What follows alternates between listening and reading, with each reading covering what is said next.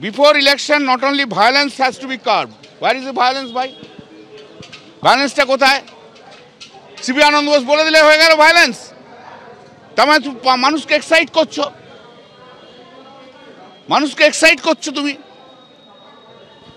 সরকারের বিরুদ্ধে তুমি ডাকছো, তাদের বিরুদ্ধে, সরকারের বিরুদ্ধে লড়ে যাও। তারপর বলেছে corruption has to go from the election process. What is the corruption? কি করাপশন আছে ইলেকশন প্রসেসে? তুই তো মানুষকে খেপিয়ে দিচ্ছ, এখন থেকে মানুষকে একদম প্ররোচনা দিচ্ছ, লেগে যাও রাজ্য সরকারের বিরুদ্ধে। তারপর কি বলছে, যেটা হিন্দু রিলিজিয়নের জন্য মারাত্মক কথা বলেছে, বলেছে in Bengal there has been a traditional playing of political Holi with human blood. হিন্দুদের সমস্ত পশ্চিমবাংলায় মানুষরা হোলি খেলে রক্ত দিয়ে। হ্যাঁ, মানুষকে কতটা পরিচিত করছে। আর human Holi, Holi is a term, it is attached to religion. হিন্দুদের হোলিকে রক্তের হোলি বলে দিচ্ছে। গভর্নর সাহেব ঠিকই করেছেন, যদিও আমি ওকে পাঁড় মাতাল বলি। গভর্নর সাহেব ঠিক করেছেন, কারণ রাজভবনের বাইরের পুরো নিরাপত্তার দায়িত্বটা এবং সিসিটিভিটা কলকাতা পুলিশের হাতে। সেখানে যদি কোনো ঝোপে ঝাড়ে অস্ত্র ফেলে দিয়ে যায়, পরবর্তীকালে রাজ্যপাল এবং রাজভবন দুটোই কালিমালিপ্ত হতে পারে।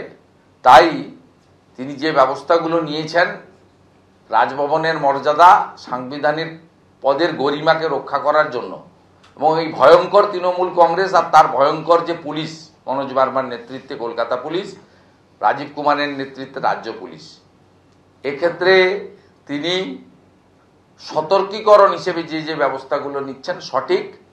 আর এফআইআর তিনি নির্দিষ্ট ধারাতে করেছেন, বিএনএস এর অন্তর্গত। এই ধারাতে ব্যবস্থা নেওয়ার সুযোগ রয়েছে।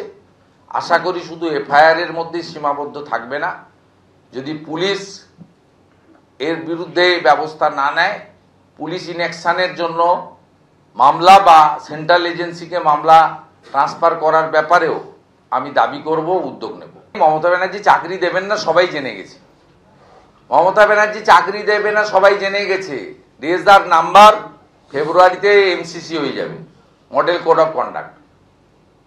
নভেম্বর মাসের 3rd উইকে আমরা প্রবেশ করে গেছি, মানে লাস্ট উইকের দিকে যাচ্ছি। তো এ মাস চলে গেছে, মাঝখানে 2টি মাস আছে। অর্থাৎ এসব গল্প ছেড়ে দেন, সবাই জেনে গেছে। 2 কোটি শিক্ষিত বেকার যুবক যুবতী জেনে গেছে মমতা ব্যানার্জি থাকলে ওদের চাকরি হবে না। 1 লক্ষের কাছাকাছি পরিযায়ী শ্রমিক এবং বাইরের রাজ্যে গিয়ে কাজ করা লোক জেনে গেছে মমতা যতদিন আছে আমাদের বাড়ির ভাত খাওয়া হবে না। সবাই জেনে গেছে, সব বোন, মা, দিদি জেনে গেছে মমতা ব্যানার্জি থাকলে রাত্রে বেরোনো বারণ আছে। মুখ্যমন্ত্রী নিজেই বলেছেন মেয়েদের রাত্রে না বেরোতে। তো স্বাভাবিকভাবে এগুলো সব এস্টাবলিশড হয়ে গেছে। মমতা ব্যানার্জি থাকলে শৌচালয় নির্মাণ থেকেও অর্থ নেওয়া হবে, সবাই জেনে গেছে। মানুষ রিজেক্ট করবে, মানুষ এদেরকে রিজেক্ট করবে এবং ভীষণভাবে রিজেক্ট করবে।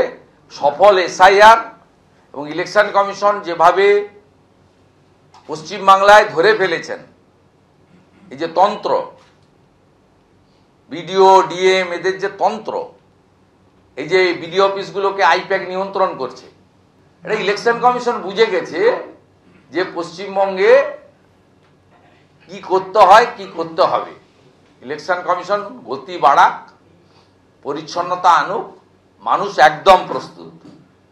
আপনি আপনার পরিচয় না দিয়ে মাস্ক আর ক্যাপ লাগিয়ে মাথায় এখানে বেরিয়ে গিয়ে সিআরএমইউতে 10 জনকে জিজ্ঞেস করুন। আমি দায়িত্ব নিয়ে বলছি, 10 জনই হয়তো পাবেন, 9 জন তো পাবেনই যারা বলছে no vote to Mamata. Commission বলছে যে ইতিমধ্যে 99% ফর্ম বিলি হয়ে গেছে। তৃণমূল বলছে এটা বিএলওদের দিয়ে একটা মিথ্যা অভিযোগ, মিথ্যা কথা বলানো হচ্ছে। তথ্য দিয়ে ইলেকশন কমিশনে করবে। তৃণমূল কাंग्रेस तो বাইরে एसआईआर करने नहीं दूंगी, लड़ाई होगा, ये होगा, सब বলেছে। আন্দোলন, পুরা আন্দোলন होगा, হাফ টাপ বলেনি।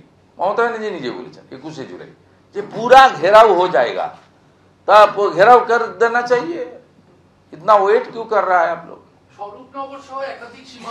यहाँ सीओ का ऑफिस है, कम से कम यहाँ तो घेराव कर लीजिए। ক্রেতার সাহায্যেই পেয়েছে। প্রথম থেকে বলছি, এর আগে পেট্রোল বন্ধ করবো যেদিন বলেছিলাম নিউ মার্কেট ফাঁকা হয়ে গেছিল। এখনো বলছি পালা। আমার এলাকা নন্দীগ্রামের গড় চক্রবেড়িয়াতে 4টে ধরা পড়েছিল। আমাকে লোকাল ছেলেরা জিজ্ঞেস করলো কি করব, আমরা নৌকায় তুলে দাও। জেলে নিয়ে গেলে তো আমাদের ভাত খাবে, আমাদের ভাত খেতে দেবো কেন? আমাদেরও তো অনেক মানুষজন একবেলা খেয়ে একবেলা না খেয়ে ঘুমাতে যায়। আমরা আমাদের ভাত খেতে দেবো কেন এই লোকগুলোকে?